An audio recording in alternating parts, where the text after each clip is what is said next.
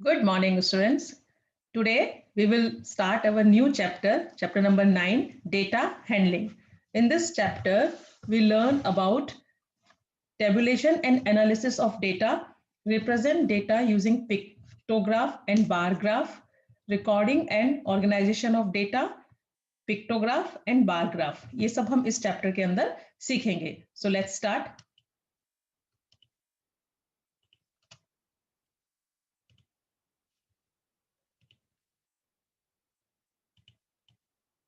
Okay. First, what is data? Data क्या होता है? Data is a collection of numbers gathered to give some information. मतलब किसी number को हम कलेक्ट करें, है ना, और उससे हमें कोई इंफॉर्मेशन मिल रही हो. Data is a collection of numbers gather to give some information. मतलब कुछ नंबर्स को हम कलेक्ट करें, उनको कलेक्ट करके अगर हम उनसे कोई इंफॉर्मेशन मिल रही है, उसको हम बोलते हैं, कलेक्शन ऑफ नंबर्स को बोलते हैं डेटा. है ना, बोलते हैं जो डेटा कलेक्ट करके आओगे, कितने बच्चों ने एग्जाम दिया था, कितने बच्चों ने एग्जाम नहीं दिया. हाँ, तो इस तरीके से जो हम कलेक्ट करते हैं नंबर्स, और उनसे हमें एक इंफॉर्मेशन होती है, अच्छा इतने बच्चों ने एग्जाम दिया था, इतने बच्चों ने एग्जाम नहीं दिया था, इतने, है ना, तो इसको हम बोलते हैं data. This is called data. Okay, so उसमें हम पहले सीखेंगे टैली मार्क्स. टैली मार्क्स क्या होता है? See, tally marks are useful in counting the items of the data. Tally marks are written in groups of 5. The first 4 tally marks are written as 1, 2, 3, 4. The fifth tally mark is put across the first 4 as like this. Tally marks for 14. देखो, tally marks मतलब जैसे हम कोई हमें अभी example देगी, मैं आपको समझाती हूँ नीचे. पहले हम इसको पढ़ लेते हैं, ठीक है? तो अगर हमें मतलब उसको हम 5 के बंडल्स के रूप में डेटा को लिखते हैं. जैसे हम यहाँ पे 14 है, तो 4 तो हम जैसे 1 2 3 4, फिर 5 आया तो 5 का एक बंडल बना दिया, फिर 1 2 3 4, फिर दूसरा 5 आया तो उसका एक बंडल बना दिया. तो ये क्या हो गया? 5 + 5 10, 10 + 4 14. तो 14 को अगर हमें रिप्रेजेंट करना है तो हम इस तरीके से रिप्रेजेंट करेंगे. In order to get the required information, the given data has to be organized and put in tabular form. For example से आपको ज्यादा समझ में आएगा. देखो, the following data shows the number of students in each of the 30 families. Arrange this data in a tabular table using tally marks. मतलब 30 families हैं. देखो 1 2 3 4 5 6 7 8 9 10 20 30. 30 फैमिली में कितने स्टूडेंट्स हैं? The following data shows the number of students in each of the 30 families. जैसे एक family में एक ही बच्चा है, दूसरी में एक ही बच्चा है, एक स्टूडेंट है, किसी फैमिली में 2 हैं, किसी फैमिली में 3 स्टूडेंट्स हैं. तो इस तरीके से 30 फैमिली से हमने डेटा कलेक्ट, इसको हम बोलेंगे डेटा. डेटा कलेक्ट किया कि आपके घर में कितने स्टूडेंट्स हैं. तो किसी के घर में एक है, किसी के घर में, तो नंबर ऑफ फैमिलीज कितनी है? 30. और 30 घर से हमने ये डेटा कलेक्ट किया कि किसी के घर में एक स्टूडेंट है, किसी के घर में 2 स्टूडेंट है, किसी के घर में 3 स्टूडेंट्स है ना. तो ये क्या है? 30 फैमिली का एक डेटा दिया हुआ है. ठीक है, अब हमें इसको टेबुलर फॉर्म में अरेंज करना है. तो आप क्या देख रहे हो इसमें? 1 और 2 और 3 के अलावा और कोई नंबर दिख रहा है? नहीं, खाली यही 3 नंबर हैं जो बार बार रिपीट हुए हैं, है ना. 1 2 एंड 3 के अलावा मुझे यहाँ पे कोई और नहीं दिख रहा है. ठीक है, तो सी, अब देखो, तो क्या करेंगे हम? अब जैसे 1 है, तो 1 कितनी बार आया है उससे पहले कलेक्ट देख लेंगे. देखो 1 2 3 4 5 6 7 8 9 10 11 12 13 14 15. तो 1 कितने टाइम आया है? 15 टाइम. तो देखो 5 5 के 3 बंडल बना दिए. 5 + 5 10 + 5 15. तो हम टेबुलर ऐसे बनाते हैं. तो number of students in the family की, एक मतलब फैमिली में कितने स्टूडेंट्स हैं, पहला कॉलम बनेगा वो. फिर दूसरे बीच में आएगा टैली मार्क्स और नंबर ऑफ फैमिलीज. तो मतलब 15 फैमिलीज के अंदर जो है वो 1 बच्चे हैं, 1 स्टूडेंट है. ठीक है, अब दूसरा आता है 2. तो 2 कितनी बार रिपीट हो रहा है? 1 2 3 4 5 6 7 8 9 10. अब देखो 2 कितनी बार आया? 10 टाइम. तो 5 5 के 2 बंडल बन गए. तो नंबर ऑफ फैमिलीज कितनी हो गई? 10.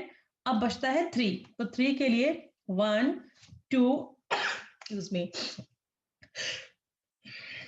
1 2 3 4 एंड 5 सी। तो 3 कितनी बार आया है? 5 टाइम आया है। तो नंबर ऑफ फैमिलीज कितनी हो गई? 5। तो देखो अब इसको हम टोटल जो हम यहाँ पे हमारा जो फैमिलीज आई है वो टोटल कितनी हो गई? 30 फैमिलीज हो गई। क्वेश्चन में दिया था कि 30 फैमिलीज के हमने डेटा कलेक्ट किया क्योंकि घर में कितने कितने स्टूडेंट्स हैं।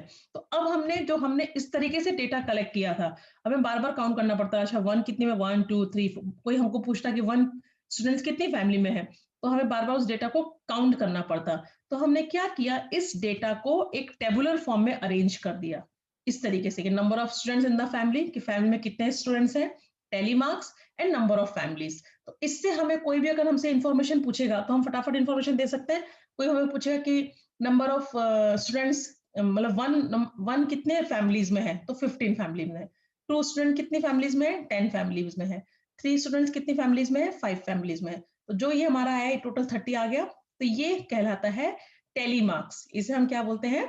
Telemarks. Such a table is called a frequency distribution table. इसको हम ये भी बोलते हैं फ्रीक्वेंसी मतलब कितनी बार आ रहा है। तो 1 स्टूडेंट्स जो है वो कितनी फैमिली में है? 15 फैमिली में। 2 स्टूडेंट्स कितनी फैमिली में है? 10 फैमिली में। 3 स्टूडेंट्स कितनी फैमिली में है? 5 फैमिलीज में। तो ये हो गया हमारा फ्रीक्वेंसी डिस्ट्रीब्यूशन टेबल। समझ में आया? तो पहले ये टेलीमार्क के बारे में पढ़ा। अब दूसरा pictograph and interpretation of a pictograph. In a pictograph, the given information is expressed through pictures. इसमें क्या होता है? ये तो क्या टेलीमार्क हो गया, हमने टेलीमार्क बना के डेटा को अरेंज किया। पिक्टोग्राफ में क्या होता है, हम जो इंफॉर्मेशन हमें दी हुई होती है उसको हम पिक्चर से एक्सप्रेस करते हैं। It help us to visualise the facts at a glance. तो उससे हम देख के एक बार में बता सकते हैं अच्छा ये ऐसा है।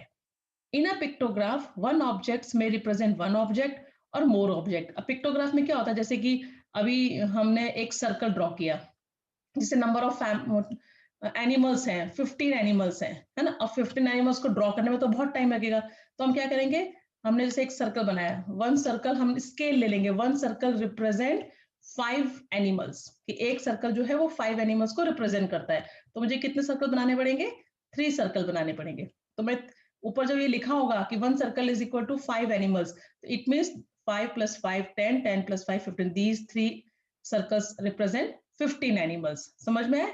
इस तरीके से हम जो एक पिक्टोग्राफ है एक ऑब्जेक्ट के लिए भी यूज कर सकते हैं, और उससे ज्यादा, अगर ज्यादा बड़ा डेटा है तो हम उसको एक को ज्यादा मान के भी यूज कर सकते हैं। We can study the pictograph and draw conclusion from it. अब उसमें से हम देखो वो करेंगे, ड्रॉ करके देखेंगे। समझ में आया? अच्छा इसको इरेज करना पड़ेगा मुझे। एक्सरसाइज 9.1 आ गई सीधे। अभी हमने सिर्फ 2 चीजें क्या क्या पढ़ी हमने? टेलीमार्क पढ़ा,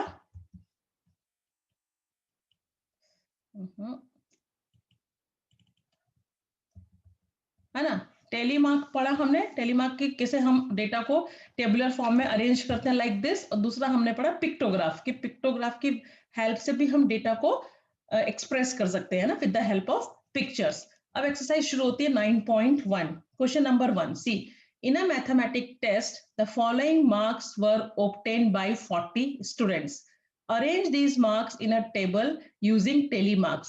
एक मैथमेटिक्स के टेस्ट में 40 बच्चों को ये मार्क्स आए हैं। टोटल कितने बच्चे हैं? 40। सी 1 2 3 4 5 6 7 8 9 10 20 30 40। 40 किसी को 8, किसी को 1, किसी को 3, ऐसे मार्क्स आए हैं। तो इसकी हेल्प से हमें क्या करना है? टेली मार्क्स का टेबल बनाना है और नीचे जो क्वेश्चंस दिए हुए हैं उनके आंसर देने हैं। ओके, सो फर्स्ट क्या हो जाएगा? Mark obtain. अब आप देखो कितने कितने मार्क्स है। 1 दिख रहा है आपको, 2 दिख रहा है, 3 दिख रहा है, 4 दिख रहा है, 5 6 7 8 और 9। 9 तक मार्क्स दिख रहे हैं। 9 के बाद कई मार्क्स दिख रहे हैं आपको? नहीं। तो आप क्या करोगे? मार्क्स ओपन 1 से लेकर 9 तक पहले यहाँ लिख दो। किसी को 1 आया, किसी को 2, किसी को 3, किसी को 4, किसी को 5, किसी को 6 7 8 9, है ना। 9 तक मार्क्स है, वो आप मार्क्स ओब्टेन टेबल बनाओगे। पहला कॉलम क्या होगा? Marks obtain. दूसरा हो जाएगा टेली मार्क्स और नंबर ऑफ स्टूडेंट, जैसे कि 1 मार्क्स कितने बच्चों को आया है। देखो, तो आपको क्या करना है, यहाँ से देखते जाना है। देखो पहले क्या है, 1 यहाँ पर है तो 1 ड्रॉ कर दिया। फिर देखो दूसरा 1 कहाँ दिख रहा है? ये रहा, तो एक लाइन ड्रॉ कर दी। अभी और कहीं दिख रहा है 1? नहीं। तो कितने नंबर ऑफ स्टूडेंट्स को 1 मार्क्स आया? 2 स्टूडेंट्स को, तो यहाँ पे लिख दिया 2 स्टूडेंट्स। अब आता है 2, 2 देखो कहाँ दिख रहा है यहाँ पे, तो 1, पहले 1 लाइन ड्रॉ कर दी। फिर देखो यहाँ पे 2, तो दूसरी लाइन ड्रॉ कर दी। फिर थर्ड, तो तीसरी लाइन ड्रॉ कर दी। इसके बाद कहीं 2 है? नहीं। तो 3 2 है। इट मीन कितने स्टूडेंट्स को 2 मार्क्स आए हैं? 3 स्टूडेंट्स को। फिर आता है 3, 3 देखो 1, तो 1 लाइन कर दिया। फिर 2, तो 2 लाइन कर दिया। फिर देखो कहाँ दिख रहा है, ये रहा 3, 3 लाइन कर दिया। फिर कहीं पर 3 है? नहीं। तो 3 भी कितने स्टूडेंट्स को आए हैं? 3 स्टूडेंट्स को आए हैं। अब आता है 4, तो 4 देखो 1 2 3 4 5 6 7, 7 बच्चों को 4 मार्क्स आए हैं। तो मैंने क्या बताया, 5 5 का बंडल बनाते हैं, तो 1 2 3 4 और एक ऐसा आड़ा 5 और 6 7, तो 7 स्टूडेंट यहाँ पे आ जाएगा, 7 स्टूडेंट्स को। समझ में आया? अब आता है 5, 5 मार्क्स कितने बच्चों को आया, देखो 1 2 3 4 5 6, 6 बच्चों को 5 मार्क्स आए हैं। तो टेलीमार्क कैसा बनेगा, एक 5 का बंडल और एक अलग से, तो हो गया 6, 5 + 1 6, तो नंबर ऑफ स्टूडेंट 6। ऐसे ही सबको काउंट करना है। 7 देखो, 7 कितने को आया, 1 2 3 4 एंड 5, 5 बच्चों को 7 मार्क्स, तो 5 इज नंबर ऑफ स्टूडेंट्स, 5 हो गया। अब 8 देखो, 1 2 3 4, 4 स्टूडेंट्स को 8 आया, तो 1 2 3 4 लाइन हो जाएगी, 4 स्टूडेंट्स। 9 1 2 एंड 3, 3 स्टूडेंट्स को 9 मार्क्स, तो 3 स्टूडेंट। तो नंबर ऑफ स्टूडेंट देखो यहाँ पे, ये काउंट करके आपको यहाँ पे 40 आना ही चाहिए। तो मतलब आपका टेबल जो बना है वो सही बना है, क्योंकि यहाँ पे दिया है ना कि the following marks were obtain bye 40 students. तो नंबर ऑफ स्टूडेंट्स आप ये काउंट करोगे तो यहाँ पे आपका 40 आना चाहिए। अगर ये 40 नहीं आया, इट मीन्स आपका कुछ यहाँ पे छूट गया है या आपने कुछ गड़बड़ की है, तो आप वापस आपको चेक करना पड़ेगा। ठीक है, तो हमने काउंट किया तो यहाँ पे 40 आ गया, तो हमारा टेबल फॉर्म बन गया। समझ में आया कैसे बनेगा? जो दिया हुआ है, मार्क्स दिए हुए हैं, तो मार्क्स ऑब्टेन, बीच में तो टेली मार्क्स का टेबल आएगा ही आएगा, और नंबर ऑफ स्टूडेंट्स, ऐसे करके टेबल बना देंगे। Now first question, find how many students obtain marks equal to और मोर देन 7। कितने बच्चों को, how many students obtain marks equal to, equal आए हैं, और कितनों को 7 से ज्यादा आए हैं। तो देखो कितने बच्चों को इक्वल मार्क्स आए हैं, number of students who obtain marks equal to or more than 7। तो देखो कितना है, देखो मोर देन 7 किसको आए हैं, 5 बच्चों को, है ना, 7 और 8 4 बच्चों को, मतलब 7 के इक्वल और 7 से ज्यादा। Find how many students mark obtain equal to और मोर देन 7। तो 7 कितने बच्चों को मार्क्स आए हैं, 5 बच्चों को। फिर 8 कितने बच्चों को आए हैं, 4 बच्चों को। और 9 कितने बच्चों को आए हैं, 3 बच्चों को। तो टोटल कितना हो गया, 12।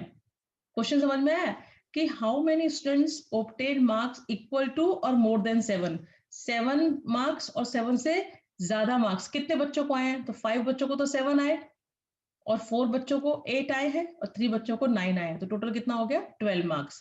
Second question, how many students obtain marks below 4, 4 से कम कितने बच्चों को मार्क्स आए हैं, देखो तो 2 + 3 + 3, तो 3 + 3 6, 6 + 2 8, 8 बच्चों को 4 से कम मार्क्स आए हैं। ठीक है, तो हम इस जो हमारा टेबल बन जाता है, तो उसके बेसिस पे जो क्वेश्चंस दिए होते हैं उनको भी हम सॉल्व कर सकते हैं। समझ में आया?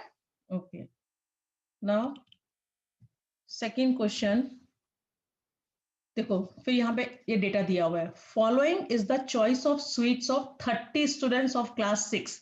क्लास 6 के में 30 स्टूडेंट्स थे, उनसे उनकी चॉइस पूछी गई कि किसको कौन सी स्वीट्स पसंद है। तो किसी ने लड्डू बोला, बर्फी, लड्डू, जलेबी, ऐसे स्वीट्स के बच्चों ने नाम लिए, 30 बच्चों ने। तो arrange the names of sweets in a table using tally marks, which sweets is preferred by most of the students. अब आपको यहाँ पे देखना है पहले कौन कौन सी स्वीट्स के नाम लिए। देखो लड्डू दिख रहा है, बर्फी दिख रहा है, लड्डू, जलेबी दिख रहा है, रसगुल्ला दिख रहा है, फिर जलेबी, लड्डू, बर्फी, रसगुल्ला, लड्डू, जलेबी जलेबी रसगुल्ला लड्डू रसगुल्ला जलेबी लड्डू रसगुल्ला जलेबी बर्फी, मतलब 4 स्वीट्स के नाम दिख रहे हैं। तो आप पहले चारों स्वीट्स के यहाँ पे नाम लिखते हो। उसमें टेलीमार्क क्या बनेगा, स्वीट्स, क्योंकि स्वीट्स है, मार्क्स है वहां पे इसलिए मार्क्स ऑब्टेन है, यहाँ पे स्वीट्स है तो स्वीट्स आ जाएगा, बीच में तो टेलीमार्क्स आएगा, और नंबर ऑफ स्टूडेंट्स। तो लड्डू, बर्फी, जलेबी और रसगुल्ला, ये 4 बर्फी के नाम हमें दिख रहे हैं। तो पहला क्या है, देखो लड्डू, तो आप लड्डू के आगे एक टिक कर दोगे। फिर क्या है बर्फी, तो बर्फी के आगे एक लाइन खींच दोगे। इस तरीके से आप करते जाओगे ना, तो देखो आपका हमेशा सही होगा। देखो जैसे लड्डू है तो लड्डू के आगे एक लाइन, फिर बर्फी तो बर्फी के आगे एक लाइन, फिर लड्डू लड्डू के आगे लाइन, फिर जलेबी तीसरा, फिर जलेबी के बाद लड्डू बर्फी लड्डू जलेबी लड्डू तो आगे, फिर रसगुल्ला नीचे, फिर जलेबी जलेबी लड्डू बर्फी रसगुल्ला लड्डू, 5वां नंबर आ गया इसलिए ऐसा, जलेबी है ना, जलेबी रसगुल्ला लड्डू रसगुल्ला जलेबी, जलेबी 5वां आ गया तो 5वां ऐसा हो जाता है ना, लड्डू रसगुल्ला, रसगुल्ला भी 5वां आ गया तो ऐसे हो जाएगा लाइन, लड्डू लड्डू बर्फी है ना, रसगुल्ला रसगुल्ला जलेबी रसगुल्ला लड्डू, फिर एक 5 हो जाएगा ऐसा, फिर रसगुल्ला चौथा, जलेबी और लड्डू। तो देखो इस तरीके से हम करते जाएंगे तो फटाफट हमारा टेलीमार्क बन गया। तुम्हारा नंबर ऑफ लड्डूस कितने लोगों को पसंद आए, 5 + 5 10, 10 + 1 11 बच्चों को लड्डू पसंद है। बर्फी कितने बच्चों को पसंद आई, 3 बच्चों को खाली बर्फी पसंद है। और ये कितना है जलेबी, 5 + 2 7, 7 बच्चों को जलेबी। और फिर ये कितना है रसगुल्ला, 5 + 4 9, 9 बच्चों को रसगुल्ला। अब इसको हम चेक कर लेंगे, देखो 11 + 9 20, 20 + 7 27 30, 30 हो गया टोटल। तो नंबर ऑफ स्टूडेंट्स कितने थे क्लास में, 30 थे। इसका मतलब हमारा जो कैलकुलेशन किया हमने वो सही किया है ना। तो इस तरीके से आपको इस टेलीमार्क बनाना है, समझ में आया कैसे बनाना है। तो ये भी एक इजी तरीका है, गिनने के बजाय बार बार गिनोगे तो कंफ्यूज हो सकते हो। जो जो है उसके आगे टेलीमार्क लगाते जाओ, जैसे मैं लगाती गई, लड्डू तो लड्डू के आगे, बर्फी के आगे, लड्डू के आगे, जलेबी के आगे, तो उससे फटाफट फटाफट फटाफट आपका हो जाएगा, है ना। और क्वेश्चन क्या पूछा है, arrange the names of student, हो गया, which sweet is preferred by the most of the student, कौन सी स्वीट बच्चों को सबसे ज्यादा पसंद है। देखो लड्डू है ना, laddoo is preferred by most of the student, that is 11 students, 11 students को लड्डू पसंद है। तो समझ में आया, ये एक इंपॉर्टेंट क्वेश्चन है। ऐसा एक क्वेश्चन जो है वो सॉल्व दीज में आता है बेटा, ये बनाने को, टेलीमार्क बनाने के लिए, ठीक है। Third question, Catherine threw a dice 40 times. अब डाइस जानते हो, वो जो लूडो खेलते हैं ना, लूडो या स्नेक्स एंड लेडर खेलते हैं तो वो डाइस फेंकते हैं, उसने 40 टाइम्स वो डाइस को फेंका and noted the number appearing each time as shown below. अब जैसे पहला फेंका तो 1 आया, दोबारा फेंका तो 3 आया, तीसरी बार फेंका तो 5 आया, फिर फेंका तो 6 आया, फिर फेंका तो 6 आया, ऐसे उसने 40 टाइम्स वो डाइस को फेंका और जो जो नंबर आते गए वो लिखती गई। तो कितने टाइम फेंका उसने, 40 टाइम्स। तो make a table and enter the data using telemarks. अब वही टेबल बनाना है और टेलीमार्क्स लिखना है। Find the number that appeared, minimum number of times, maximum number of times, find those numbers that appear in equal number of times. तो पहले हमें टेलीमार्क बनाना पड़ेगा, जैसे ही हम टेलीमार्क बनाएंगे हमें इन क्वेश्चंस के आंसर मिल जाएंगे। तो देखो पहला क्या बनेगा, नंबर ऑन द डाइस, है ना, क्योंकि डाइस फेंक रहे हैं तो जो नंबर डाइस के ऊपर आएगा वो हमें लिखना है। तो नंबर ऑन द डाइस पे, तो डाइस पे आपको पता है 1 से लेकर 6 तक नंबर होते हैं, है ना, कभी 1 आता है, कभी 2 आता है, कभी 3 4 5 6, 6 फेसेस होते हैं डाइस के। Dice is a cube, cube के कितने फेस होते हैं, 6 फेसेस, और 6 फेसेस पर कितने नंबर होते हैं, 6 नंबर्स होते हैं। तो नंबर ऑन द डाइस क्या हो जाएंगे, 1 2 3 4 5 6, ओके। बीच में आ जाएगा टेली मार्क्स, और तीसरा नंबर ऑफ टाइम्स, मतलब 1 कितनी बार आया, है ना। अब देखो यहाँ 1 तो आप 1 के आगे लाइन खींचो, फिर 3 तो 3 के आगे लाइन खींचो, ऐसे करते जाओगे ना तो आपका फटाफट फटाफट हो जाएगा। देखो यहाँ पे मैं लिख 1 2 3 4 5 6, ये आपने लिख दिए नंबर ऑन डाइस। अभी 1 है, एक 3 है, फिर 5 है, फिर 6 है, फिर 6 है, फिर 3 है, फिर 5 है, फिर 4, फिर 1, फिर 6, फिर 2, फिर 5, फिर 3, फिर 4, then 6, then 1, 5, 5, 6 में 5 आया पांचवा तो ऐसे आ जाएगा, फिर 1, फिर 1 पे पांचवा आया तो ऐसे हो जाएगा, 2, 2, 3, 5, 5 आया तो 5 पे ऐसा हो गया, 2, 4, 5, 5, 6, 5, 1, 6, 2, 3, 5, 2, 4, 1 and 5। देखो ये हो गया 7 टाइम 1, ये हो गया 2, 6 टाइम, 3 हो गया, 5 टाइम, 4 हो गया, 4 टाइम, 5 हो गया, 11 टाइम। 11 टाइम में देख लेते हैं, 1, 2, 3, 4, 5, 6, 7, 8, 9, 10 और 11, सॉरी एक और है 11। तो 5 हो गया 11 टाइम और 6 हो गया 7 टाइम। इन सबको ऐड करो तो आपको कितना आना चाहिए, 40। तो 7 + 1 8, 8 + 4 12, 12 + 5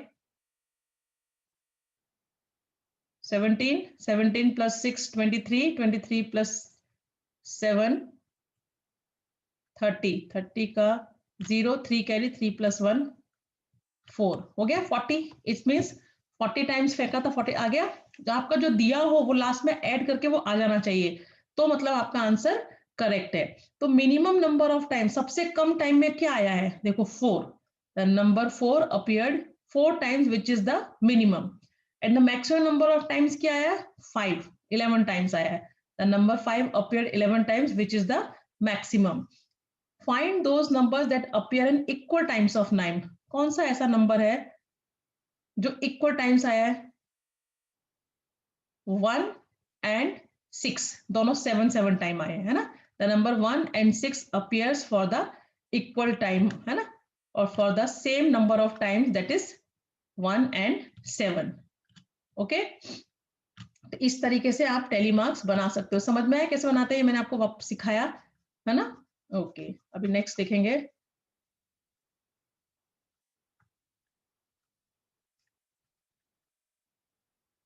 तो ये बहुत इजी है और बहुत जल्दी बनता है, और फटाफट आपको इसमें फुल मार्क्स मिलते हैं अगर आपने सही बनाया तो।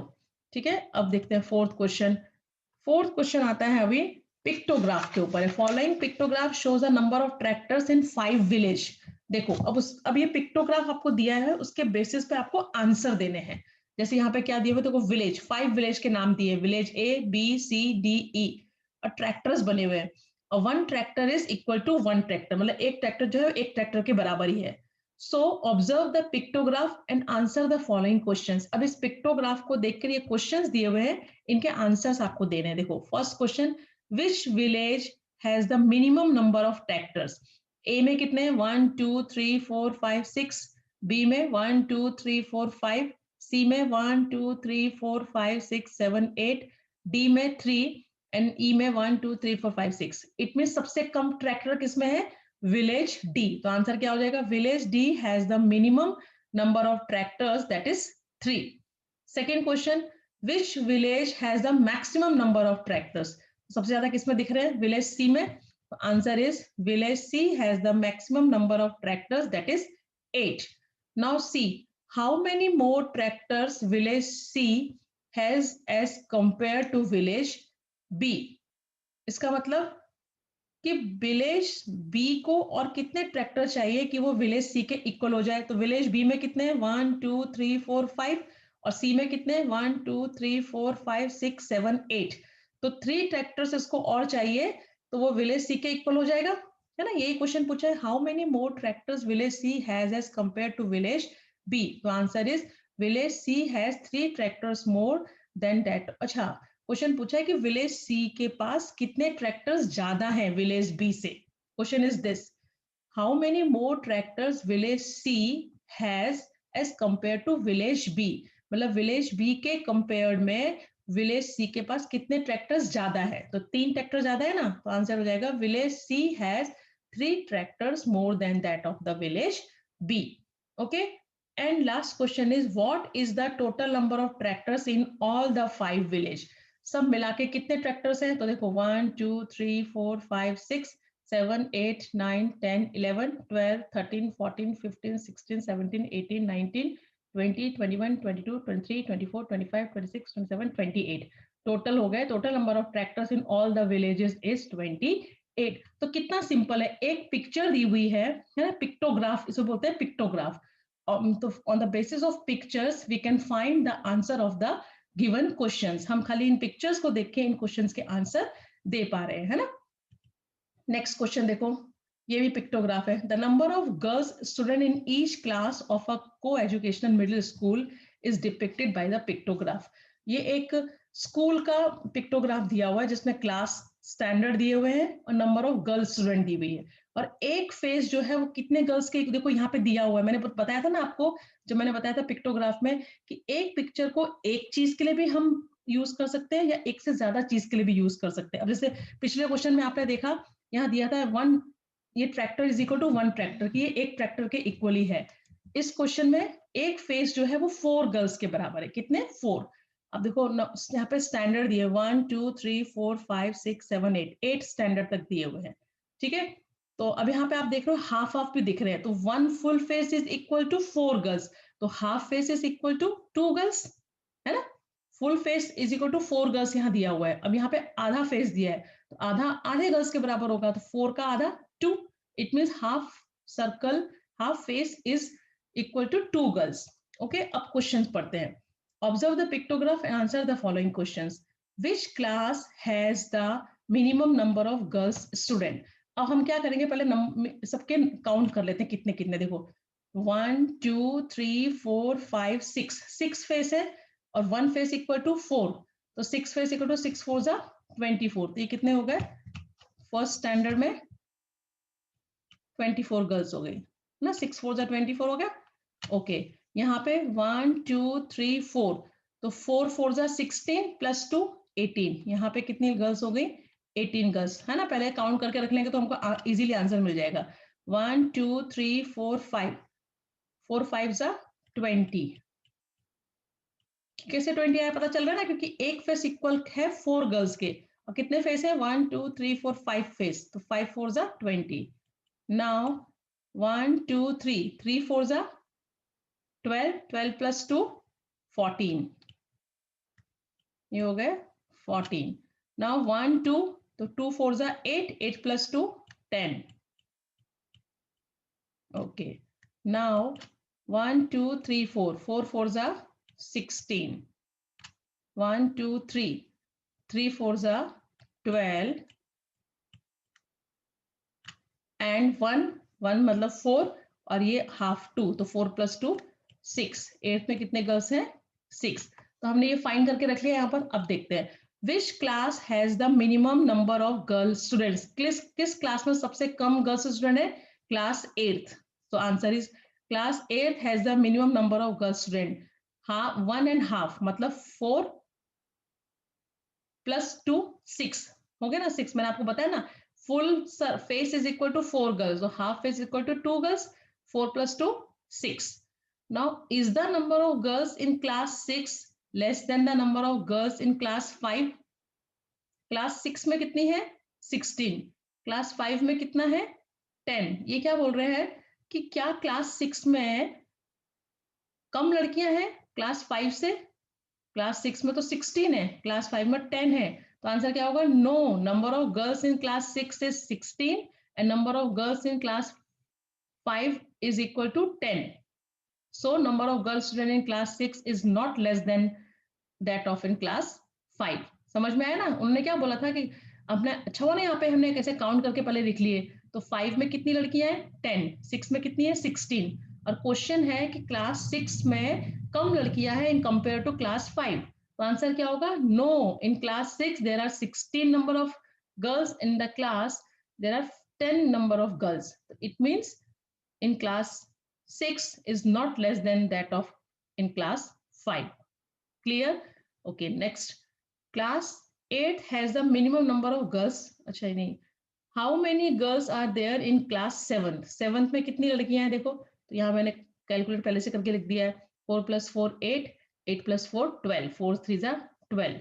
Number of girls in class 7 is 3 4 जा 12। एक गर्ल का पता है तो ज्यादा का पूछा है तो मल्टीप्लाई करके हम आंसर फाइंड कर लेंगे, है ना। तो कितना इजी हो गया जब मैंने यहाँ फटाफट कैलकुलेट करके लिख दिया पिक्टोग्राफ के आगे, तो फटाफट मुझे आंसर देने में इजी हो गया ना सबका, है ना। ओके चलो नेक्स्ट देखेंगे।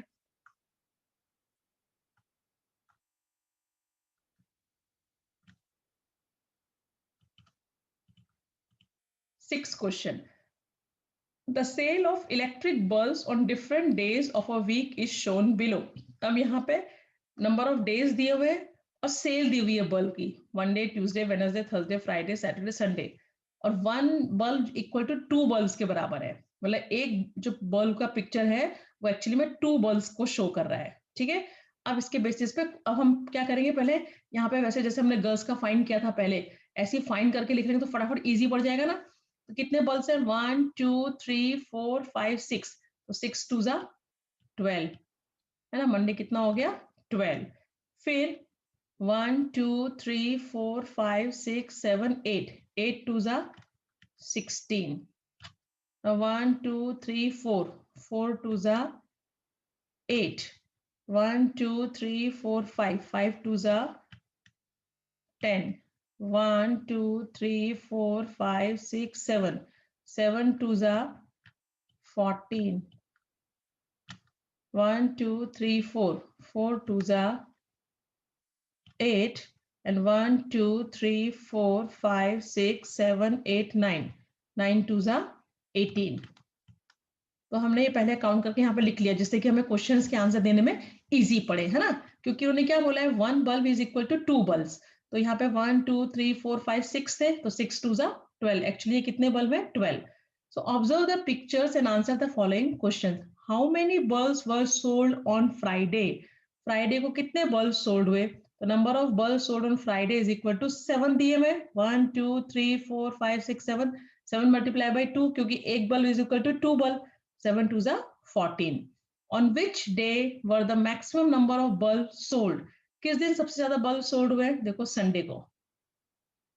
On Sunday the number of bulbs sold 9 multiplied by 2 18, which is maximum in number। देखो यहाँ लिख देने से फटाफट हमें कितने इजीली आंसर मिल रहे हैं ना। On which of the days same number of bulbs were sold? किस दिन same number of bulb sold हुए, 12 16 8 10 14 8, वेडनेसडे को 8 और सैटरडे को 8। देखो 2 दिन एकदम एक जैसे सेल हुई है ना, तो क्या आ जाएगा आंसर, देखो on Wednesday and Saturday the same number of bulb were sold, 4 multiply bye 2 it means 8। On which of the days minimum number of bulbs were sold, किस दिन minimum number of bulb sold हुआ है, Wednesday, और देखो 8 ही सबसे कम हुआ है ना। तो the minimum number of bulb were sold on Wednesday and Saturday, this is 8, 4 2 जा 8। If one big carton can hold 9 bulbs, so how many cartons were needed in the given week? अब ये बोल रहे हैं ये सब बल्ब को एक कार्टन में पैक करना है, और एक कार्टन के अंदर एक बिग कार्टन के अंदर कितने बल्ब आते हैं, 9 बल्ब आते हैं। कितने, 9। तो ये टोटल कितने बल्ब हैं, तो पहले इनको प्लस कर लेंगे, 8 + 8 16, 16 + 4 20, 20 + 8 28, 28 + 2 30, 30 + 6 36,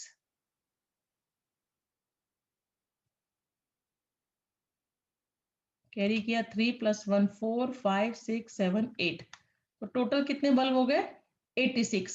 अब एक कार्टन के अंदर 9 बल्ब आते हैं, तो 86 बल्ब के लिए कितने कार्टन चाहिए, तो हम क्या करेंगे 86 को डिवाइड करेंगे 9 से, 86, 9 9 जा 81, बचे कितने, 6 - 1 5। तो 9 में तो पूरे 9 9 बल्ब आ जाएंगे, और जो 5 बचेंगे वो एक और बॉक्स से आ जाएंगे, तो मतलब टोटल हमें कितने बॉक्स चाहिए, 10। 10 बॉक्स के अंदर ये 86 बल्ब पूरे पूरे आ जाएंगे। समझ में आया कैसे, देखो यहाँ पे दिया है 43, टोटल कितने बल्ब हैं, 43 मल्टीप्लाई बाई 2 डिवाइडेड बाई 9, मतलब 86 डिवाइडेड बाई 9, तो 9 5/2 इट मीन्स 10 कार्टन्स, 10 है ना, क्योंकि 9 9 जा 81 हो गया, 5 बच गया, तो 9 5 माइनस ये मिक्स फ्रैक्शन बन गया ना, 9 5/9, तो मतलब 5 के लिए एक बॉक्स तो हमें चाहिए, तो 9 में 9 पूरे आ गए, +1 एक बॉक्स और लगेगा, तो टोटल कितने बॉक्स चाहिए ये सारे बल्ब पैक करने के लिए? 10 बल्ब चाहिए। समझ में आया? चलो आगे क्वेश्चन देखेंगे अभी।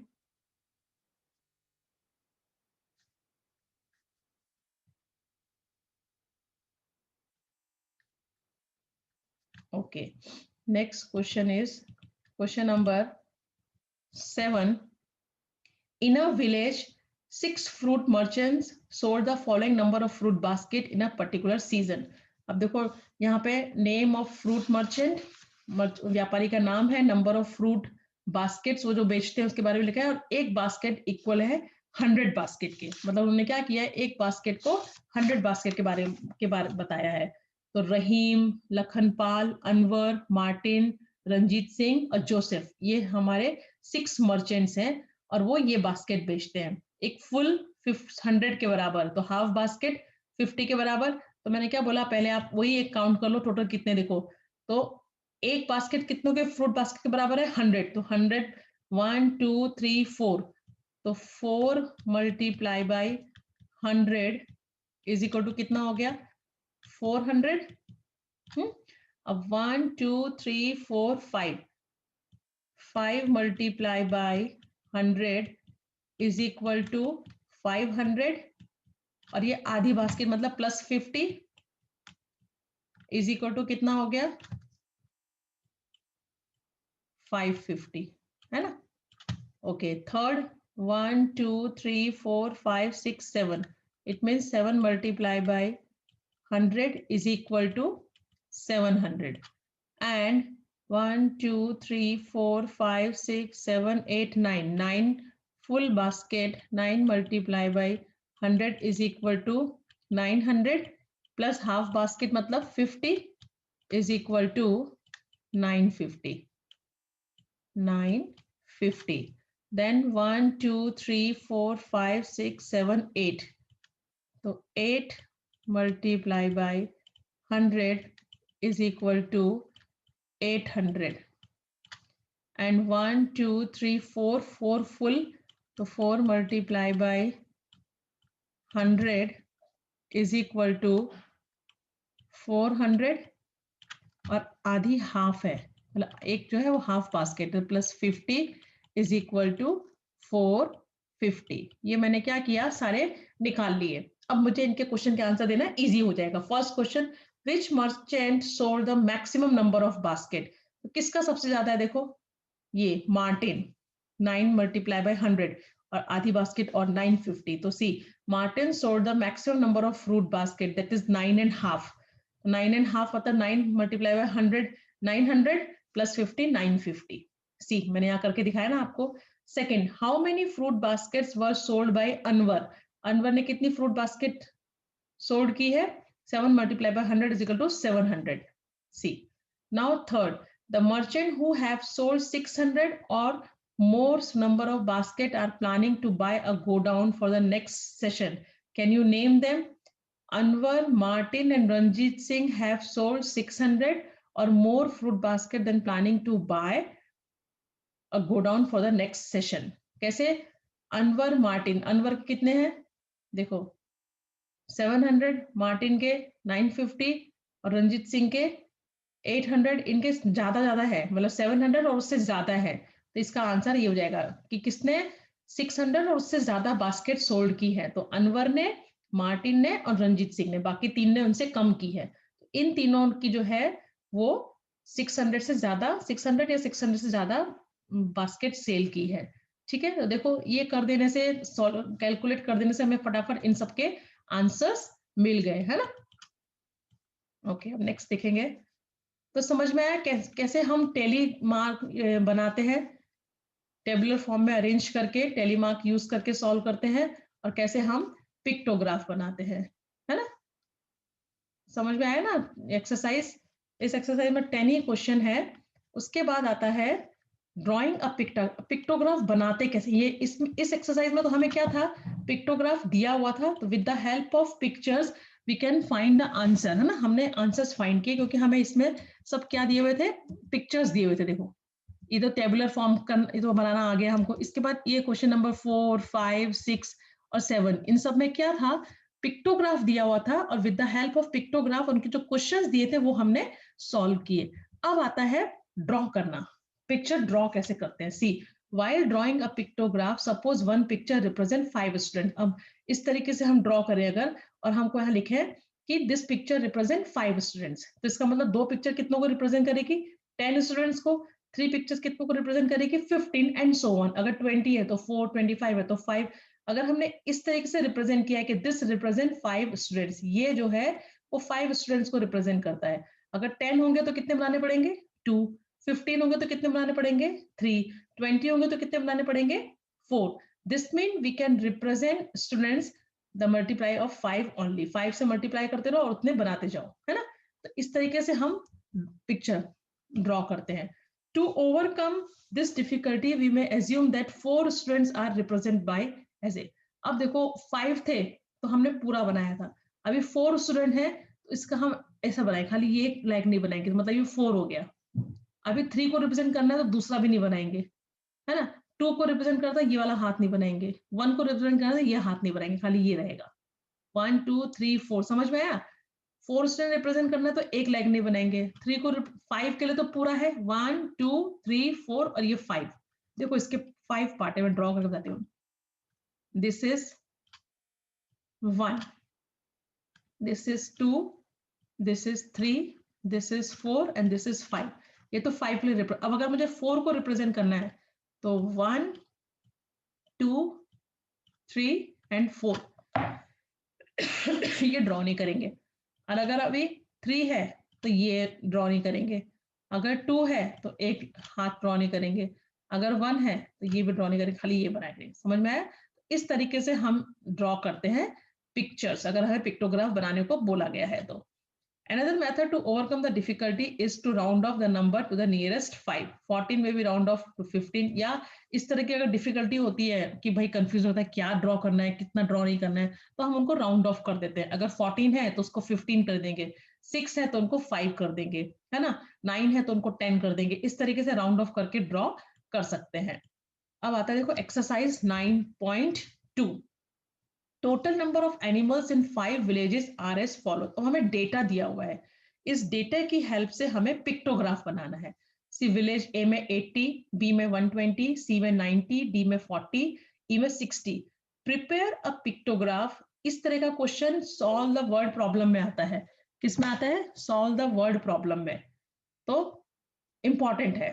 Prepare a pictograph of these animals using one symbol this to represent 10 animals and answer the following question. ये हमें क्वेश्चन में ही दिया हुआ है कि इस तरीके से आपको एक सर्कल बनाना है और उसके अंदर से क्रॉस करना है। ये देखो ये हमें क्या दिया हुआ है,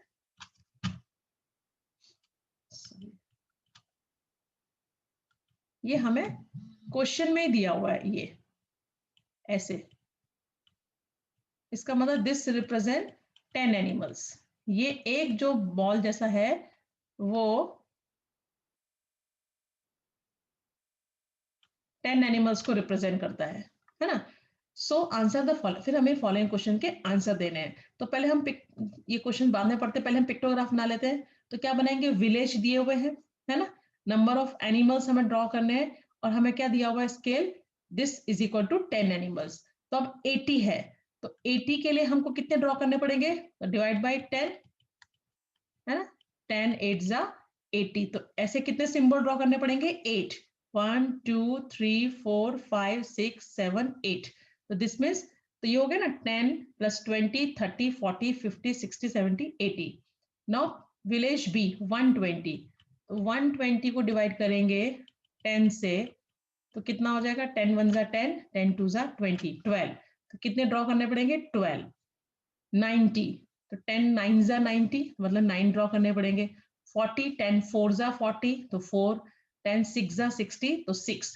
क्यों, मैंने आपको बताया था अगर कम नंबर होते हैं तो हम सिंगल सिंगल एनिमल के लिए ले सकते हैं, लेकिन यहाँ पर जो हमारा डेटा दिया हुआ है, डेटा जो है वो बहुत बड़ी अमाउंट में है, 80 120। तो हम 80 तो ड्रॉ नहीं कर सकते, कब 80 बनाते जाएंगे तो पूरा एक पेज भर जाएगा हमारा, है ना। जब बड़ा हमारा डेटा होता है तो उसका हम एक स्केल मान लेते हैं कि दिस पिक्चर रिप्रेजेंट 10 एनिमल्स। तो अगर ये एक बना हुआ है यहाँ पे, अगर ये लिखा हुआ है तो हम समझ जाएंगे अच्छा ये एक पिक्चर जो है वो 10 एनिमल्स के बराबर है। तो यहाँ पे कितनी पिक्चर्स दी हुई है 1 2 3 4 5 6 7 8, इट मीन्स 10 + 20 30 40 50 60 70 80, इस मीन्स ये 80 एनिमल्स है। समझ में आया? So first question, how many symbols represent animals of village E? तो six symbols are used to represent the number of animals in village E. How village, which village has the maximum number of animals? Village B में सबसे ज्यादा animals हैं, है ना? Which village has more animals? Village A और village C. A में कितने हैं 80, C में कितने हैं 90, तो किस में ज्यादा हुए? Village C has the more number of animals. बन गया कितना सिंपल, सिर्फ आपको एक ड्रॉ करने से ही सारे क्वेश्चंस के आंसर मिल गए। ठीक है, पता चला कैसे ड्रॉ करना है? ओके, नेक्स्ट क्वेश्चन देखेंगे। Total number of students of a school in different year is shown in the following table. यहाँ पे एक टेबल दिया हुआ है जिसमें ईयर्स दिए हुए हैं एंड नंबर ऑफ स्टूडेंट्स दिए हैं।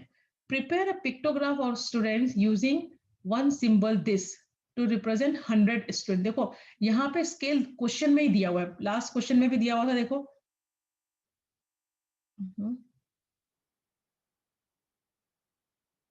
ओके, सो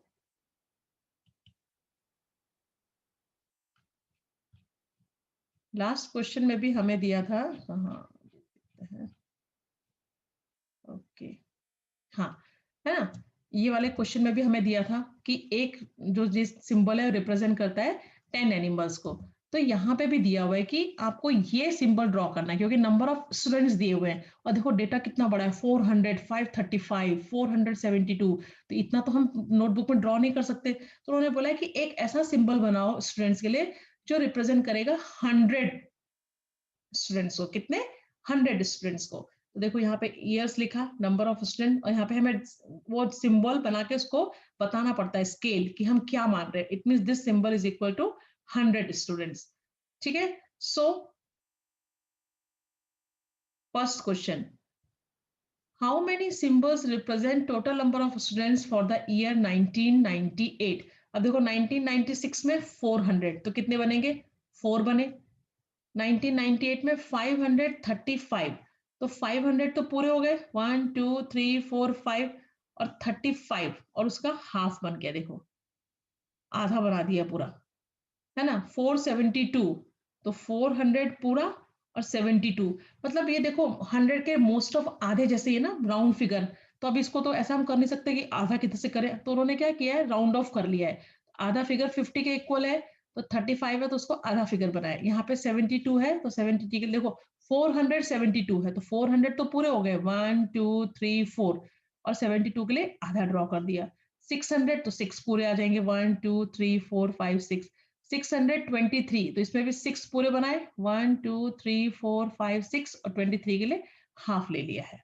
ठीक है, so how many symbols represent total number of students for the year 1998? 1998 में कितने सिंबल्स ड्रॉ कर रहे हैं? 6 represent 6, 1 2 3 4 5 6, 6 symbols represent the total number of students in the year 1998 में 5 1 कंप्लीट और 1 हाफ। अच्छा आंसर देखो उल्टा हो गया है, ए कहा है प्रिपेयर अ बिग, और हाउ मेनी, हाँ तो 5 complete and 1 6 2002। Question number A कहाँ गया? अच्छा क्वेश्चन ए यहाँ पे आया ही नहीं बेटा, अभी क्वेश्चन ए भी है यहाँ पे कि how many symbols represent total number of students in the year 2002? 2002 में 6 1 2 3 4 5 6, 6 symbols represent the total number of students in the year 2002।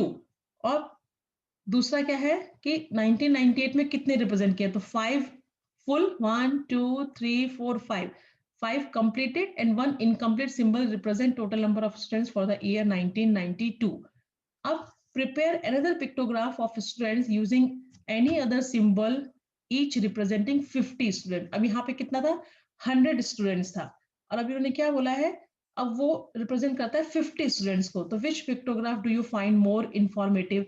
अब देखो उन्होंने यहाँ पे वो किया है, बनाया। तो अब 50 100 क्या, तो 100 जैसे यहाँ पे 400 था, तो 400 में कितने बने 4, अब यहाँ पे 50 है तो कितने बनेंगे 8, है ना, इसके डबल बन जाएंगे क्योंकि एक रिप्रेजेंट कर रहा था 100 को, तो अभी 2 रिप्रेजेंट करेंगे 100 क्योंकि 50 का एक है, तो 4 का कितना हो जाएगा 8, देखो, है ना।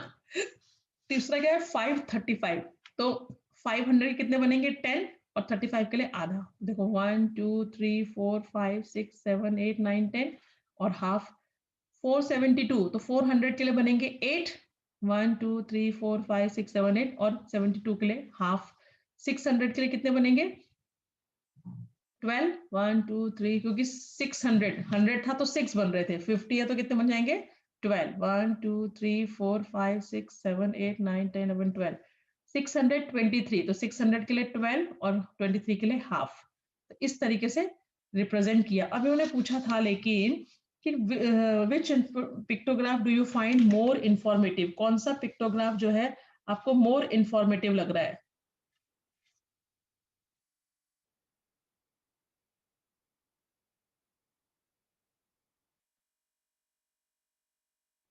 तो देखो इसमें क्या हो रहा है, जो जैसे 35 था, 72 था, 23 था, ये जो है 50 के ज्यादा पास है ना, तो इसलिए ये हाफ इनमें एकदम फिट बैठ रहे हैं, जबकि यहाँ पे जो है थोड़ा एक पूरा फुल 100 के लिए था और हाफ जो है वो 35 के लिए भी हाफ, 72 के लिए भी हाफ और 23 के लिए भी हाफ, तो इसके हिसाब से मुझे ये जो है ये ज्यादा इंफॉर्मेटिव लग रहा है बी। क्यों? क्योंकि conclusion draw from the pictograph will be more accurate as a number are round off of the nearest 25 instead of the nearest 50, मतलब 35 जो है वो 50 के राउंड ऑफ हो जाएगा पास में, 23 हो गया, खाली एक 72 है जो थोड़ा 100 के पास आता है, लेकिन दो ऐसे हैं जो 50 के पास पास में आते हैं, इसलिए ये जो बी पिक्टोग्राफ है वो ज्यादा इंफॉर्मेटिव है। समझ में आया? तो बस आज के लिए इतना, लेक्चर बहुत है, 2 एक्सरसाइज मैंने सॉल्व करा दी। इन दोनों एक्सरसाइज में हमने पहले फर्स्ट एक्सरसाइज में टेली मार्क बनाना सीखा और पिक्टोग्राफ्स दिया होगा, उससे रिलेटेड क्वेश्चंस दिए होंगे, उनको आंसर सॉल्व करके आंसर फाइंड किए। और इस एक्सरसाइज में 2 ही क्वेश्चन थे, जो हमें डेटा दिया था, with the help of this data we have to make pictograph, हमें पिक्टोग्राफ बनाने थे जो हमने बनाए। इंटरेस्टिंग चैप्टर है, कुछ नहीं है इसमें, इजी है, ठीक है। तो अब आप क्या करोगे, आपके पास जो डेसिमल वाली नोटबुक है ना, उसमें ही लिखना स्टार्ट कर दो बेटा, क्योंकि फ्रैक्शन वाली नोटबुक तो मेरे पास है, अभी ये छुट्टियां आ गई 3-4 दिन, तो मैं आपको रिटर्न नहीं कर पाई, तो आपका टाइम वेस्ट ना हो, क्योंकि संडे भी है, तो छोटा ही चैप्टर है, तो इस चैप्टर को आप डेसिमल वाली नोटबुक में ही कंप्लीट करो, फिर जब वो दोनों चैप्टर हो जाएंगे तो मैं फिर उसको चेकिंग के लिए मांग लूंगी और आपको फ्रैक्शन वाली नोटबुक दे दूंगी। ओके, सो नेक्स्ट लेक्चर में इसके आगे का चैप्टर कंटिन्यू करेंगे, तब तक के लिए बाय एंड टेक केयर। ये सब आप जो टेलीमार्क पिक्टोग्राफ ये सब बनाओगे वो आपको पेंसिल से बनाने, don't use pen for making the pictograph and tally mark, use only pencil and scale, बाकी सब आपको पेन से लिखना है क्वेश्चन आंसर, पर टेलीमार्क बनाने के लिए, पिक्टोग्राफ बनाने के लिए, ये सब के लिए आपको लो पेंसिल यूज करनी है और स्केल यूज करना है। Okay, so bye and take care.